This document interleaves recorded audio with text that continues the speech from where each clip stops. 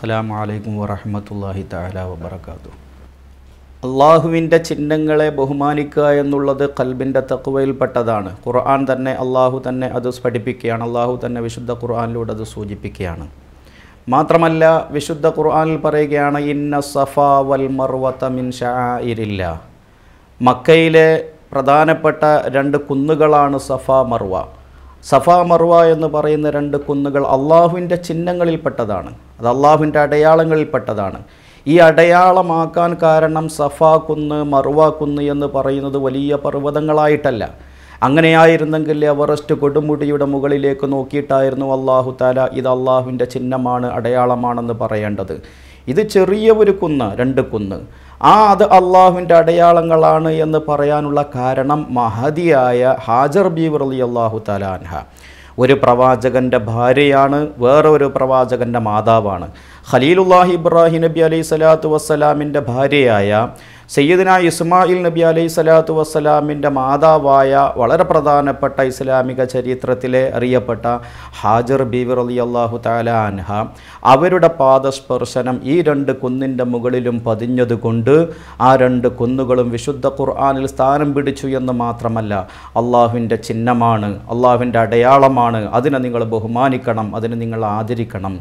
മാത്രമല്ല വിശുദ്ധ കഅബാലയത്തിൻ്റെ തൊട്ടടുത്തുള്ള ഇബ്രാഹിം നബി അലൈഹി സ്വലാത്തു വസ്സലാമിൻ്റെ പാദസ്പർശനമേറ്റ ഒരു കല്ലാണ് ഇബ്രാഹിം മഖാം എന്ന് പറയുന്നത്. ആ ഇബ്രാഹിം മഖാമിനെ സംബന്ധിച്ചിടത്തോളം വിശുദ്ധ ഖുർആൻ പറയുന്നു, വത്തഖിദൂ മിൻ മഖാമി ഇബ്രാഹിം മുസല്ല. നിങ്ങൾ ഇബ്രാഹിം മഖാമിൻ്റെ പിന്നിൽ നിന്ന് 2 റക്അത്ത് നിസ്കരിക്കണം.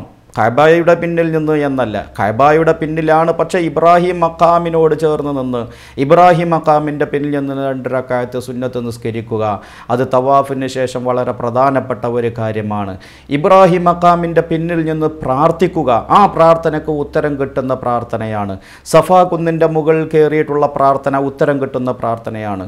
മർവ കുന്നിൻ്റെ മുകളിൽ കയറിയിട്ട് അള്ളാഹുവിനോട് പ്രാർത്ഥിക്കുന്ന ആ പ്രാർത്ഥന അത് അള്ളാഹുവിൽ നിന്നും ഉത്തരം പ്രതീക്ഷിക്കാവുന്ന പ്രാർത്ഥനയാണ് എന്ന് പുണ്യ റസൂലുള്ളാഹി സ്വല്ലല്ലാഹു അലൈഹി വസല്ലമയുടെ അധ്യാപനങ്ങളിൽ നിന്ന് നമുക്ക് മനസ്സിലാക്കാൻ കഴിയും.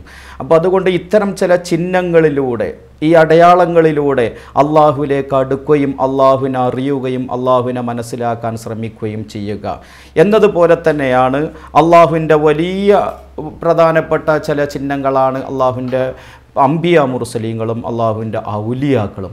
ഈ ഓരോ അംബിയ മുർസലീങ്ങളും ഔലിയാക്കളും നമ്മളിലേക്ക് വിളിച്ചു പറയുന്നത് അള്ളാഹുവിനെ സംബന്ധിച്ചാണ്, അള്ളാഹുവിനെ സംബന്ധിച്ചാണ്. അവരെക്കുറിച്ച് പഠിക്കുമ്പോൾ അള്ളാഹുവിനെയാണ് നമ്മൾ പഠിക്കുന്നത്. അവരുടെ ഓരോ പ്രവർത്തനങ്ങളും അവരുടെ ഇബാദത്തുകളും അവരുടെ സ്വഭാവങ്ങളും അവരുടെ ചലനങ്ങളും മുഴുവനും നമ്മൾ മനസ്സിലാക്കാൻ ശ്രമിക്കുമ്പോൾ അത് അള്ളാഹുവിലേക്ക് കൂടുതൽ നമ്മെ അടുപ്പിക്കുകയാണ്. ആരാണവർ? അവർ ലൗ അഖ്സമ അലല്ലാഹി ലഅബറ. അവരല്ലാഹുവിനോടൊരു കാര്യം ചോദിച്ചാൽ അള്ളാഹു അത് തട്ടൂല, അത് സ്വീകരിക്കപ്പെടുക തന്നെ ചെയ്യും. അത്രയും മഹാന്മാരായ അള്ളാഹുവിൻ്റെ അംബിയാ മുർസലീങ്ങൾ, അതിനുശേഷം അള്ളാഹുവിൻ്റെ ഔലിയാക്കൾ എന്ന് പറയുന്നത് അത് വളരെ പ്രധാനപ്പെട്ട അള്ളാഹുവിൻ്റെ ചിഹ്നങ്ങളിൽപ്പെട്ടതാണ്. അവരെക്കുറിച്ച് അറിയുക എന്നുള്ളത്, അവരെ മനസ്സിലാക്കുക എന്നുള്ളത് നമ്മുടെ ഇസ്ലാമിൻ്റെ ഭാഗവുമാണ്. അതല്ലേ വിശുദ്ധ ഖുർആനിലെ 1-ാമത്തെ അധ്യായമായ സൂറത്തുൽ ഫാത്തിഹ. ഒരു ദിവസം ഒരു സത്യവിശ്വാസി 5 നേരത്തെ നിസ്കാരങ്ങളിലൂടെ 17 തവണ പാരായണം ചെയ്യൽ നിർബന്ധമാണ് എന്ന് നിഷ്കർഷിക്കുന്ന സൂറത്തുൽ ഫാത്തിഹ.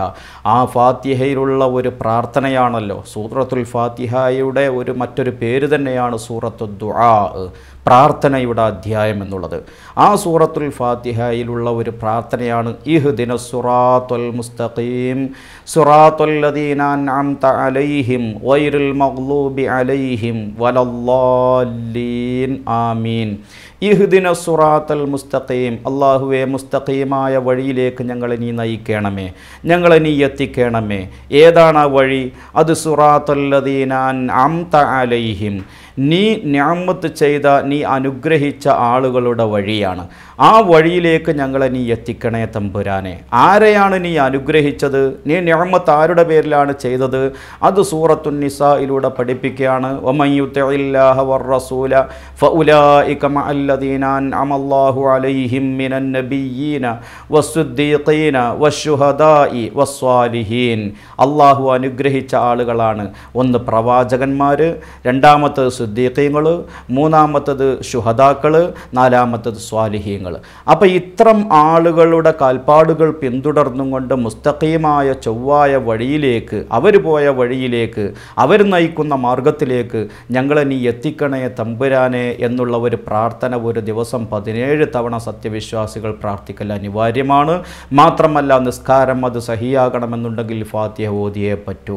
അപ്പോൾ ഇത്തരം അനുഗ്രഹിച്ച ആളുകളെ പിന്തുടരണമെന്നുണ്ടെങ്കിൽ അവരെ അറിയുക എന്നുള്ളത് വളരെ പ്രധാനപ്പെട്ടതാണ്.